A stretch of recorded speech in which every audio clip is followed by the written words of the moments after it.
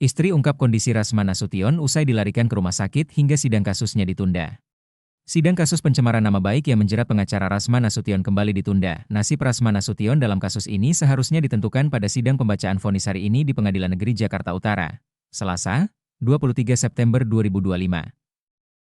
Penundaan sidang kali ini lantaran Rasman Nasution yang tak bisa hadir setelah kondisinya yang menurun hingga harus dilarikan ke rumah sakit. Kasus ini diketahui berawal dari Hotman Paris yang tak terima dirinya dituding melakukan pelecehan dan memiliki kelainan seks. Tudingan itu pun muncul ketika Rasman Nasution diminta menjadi kuasa hukum mantan asisten Hotman Paris, Iklim Hakim. Kondisi Rasman Nasution usai dilarikan ke rumah sakit diungkap sang istri, Ade Suryani. Ade Suryani menyampaikan, kondisi kesehatan Rasman Nasution yang menurun karena kambuhnya penyakit vertigo sebelumnya.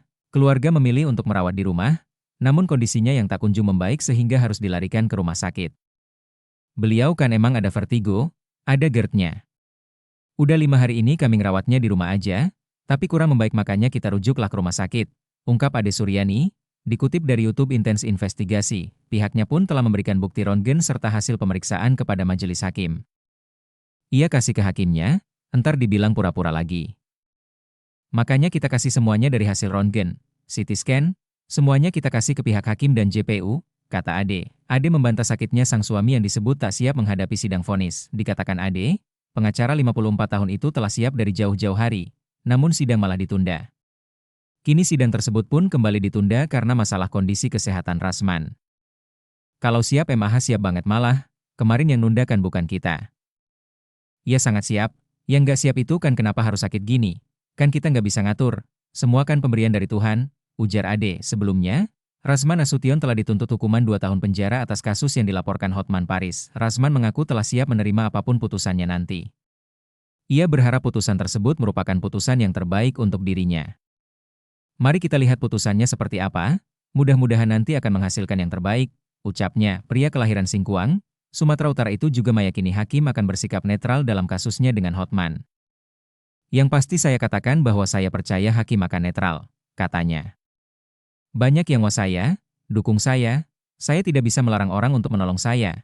Yang pasti saya ucapkan terima kasih, imbuhnya. Kendati demikian, Rasman sampai saat ini masih yakin dirinya tak bersalah di kasus yang dilaporkan oleh Hotman, sehingga Rasman meminta untuk dibebaskan dari hukuman kasus tersebut.